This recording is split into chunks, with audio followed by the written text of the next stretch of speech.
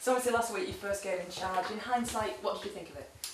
It was great to get a win. That was the most important thing. You know, it was it was a big day for everybody within the club, and you know, to get a win, certainly with the goal coming so late and the way the goal went in, you know, I was absolutely, you know, delighted for the players, because they put a lot of work in week one, and they got the rewards. First time as well for you as a York City manager with a York City home crowd. What did you make of the fans? Amazing. You know, I thought certainly the reception I got, which was very, very humbling and welcoming. But you know, to win the game and you know, to let everyone go home, the chairman, you know, very, very happy for his decision that he's made. The fans, you know, just a big smile around the city again. So week 2 in the job, how much progress have you seen this week on the training field? A lot. As I said to you, you know, it's been great that, you know, you're starting to get know individuals more, working with little small groups, having lots of meetings with individuals, and just see things just starting to sort of slot into the place of what we want. How long does it take to get to know your group of players, and more importantly, have you got that time to get to know them as well as you'd like? You have to spend time with them, as simple as that. You know, you spend time meetings in the meetings outside, getting them in on afternoon sessions, spending more time around the place, more time around the building. And I think that's the only way you can do it. You've got to work with them, you know, whether they're playing or they're not playing. I've just worked with 2 lads that are not travelling this weekend, and that's really important, that everybody has the same understanding that everyone's important, and you know, that's the way I work. So how long would you say it takes before you're happy with how well you do know players? You're never happy, but at the same time, you know, it's you know, in another 2 or 3 weeks, I'd like to think that, you know, we're getting there, you know, and we've seen a nice improvement this week in what we are trying to do. I think week 1, everyone's trying to find each other out. Week 2, people starting to understand each other a little bit better. So that's been good, and hopefully come tomorrow that we get the benefits from that. I see this week that David Ferguson has been with the England C camp. Brilliant for him, but as York City manager, has that been a little bit of an inconvenience for you? It has, but hey, when them opportunities come along for players, it's something that we should be proud of. But he's back in Thursday, Friday, and you know, he's been straight back at it. And a new face with Bailey Peacock Farrell, just tell us about him. Yeah, young boy, you know, he's 20-year-old, 21-year-old in 2 weeks' time. North East boy, you know, he's got a great pedigree, very, very highly thought of within the game, certainly within the goalkeeping world that we spoke to. So, you know, it's something where, you know, we're really looking forward to working with Bailey. You know, he's a big 6'4", he's got a presence, and as I said to you, know, hopefully it'll be a great asset to our football club. And he's still going to be training with Leeds as well as his time with York, isn't he? Yeah, so the plan is he trains with Leeds on Monday, Tuesdays, Wednesdays. He comes to us at the back end of the week, Thursday, Fridays. Why did you feel a keeper was the first thing you needed to sort out? Maybe it wasn't, maybe that's just how it fell into place. Again, that's how it fell into place, and it's just, you know, you're judged to make these decisions, and that's what I had to do. And as I said to you, you know, it's making sure that everybody is pushing for the places. You know, and we've got to make sure that, you know, the standards are where they are today, and we've got to make sure that we continue to look to strengthen the squad when we feel it's right. And are you still looking at the moment? All the time, yeah. I think, you know, what manager wouldn't be. I think that you've got to do your job that way. We're not looking to make any massive changes at all. You know, the squad that we've got is a very, very good squad. We're just going to look to make small adjustments when we feel it's right to do that. So let's look at this weekend's match. Firstly, squad-wise, is everyone fit? Yeah, we've got a clean bill of health, so that's really great. You know, it's refreshing that you're going down there with a squad of 18 to choose from. And as a manager, at this stage of being at this club, are you looking for continuity, or do you still feel you need to tinker here and there? No, we've got to go down and win games. You know, I've never gone anywhere.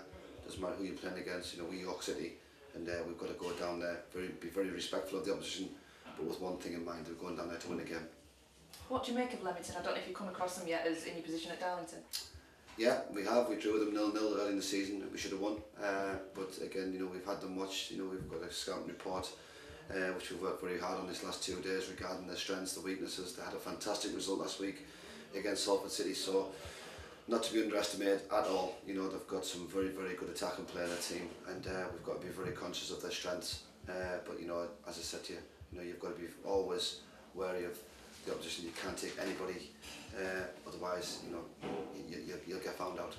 How much confidence do you think that last week's result against Salford will have given them? A lot, because you know, I think most clubs expect to go to Salford. No disrespect to the clubs that have just at the bottom end of the table, and if they can come away with a point, they're very happy. but you know, they ground a result out, and they've had some very, very good results this season. So, you know, I'm sure they'll take a lot out of that game. You mentioned scouting reports. You're building that team around you as well. Harry Dunn has joined you now. Yeah. As I say, he's a wise old fox. He's been there and done it at management level.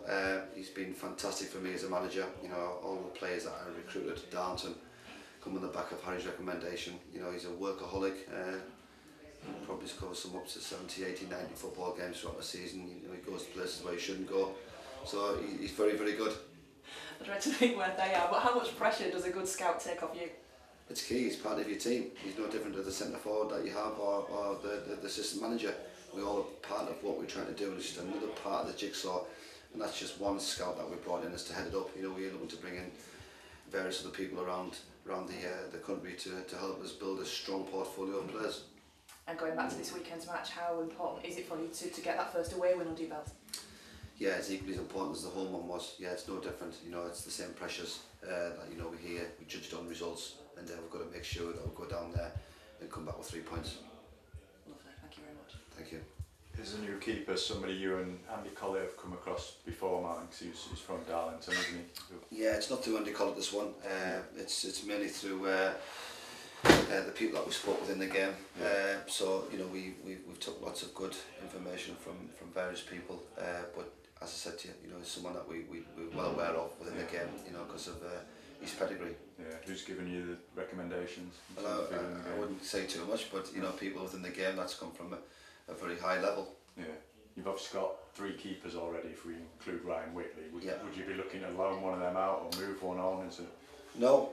I mean, we've had a conversation with John yesterday regarding what we're looking to do going forward, and John's going to come a little bit more this side of the fence regarding helping me doing some coaching with the goalkeepers.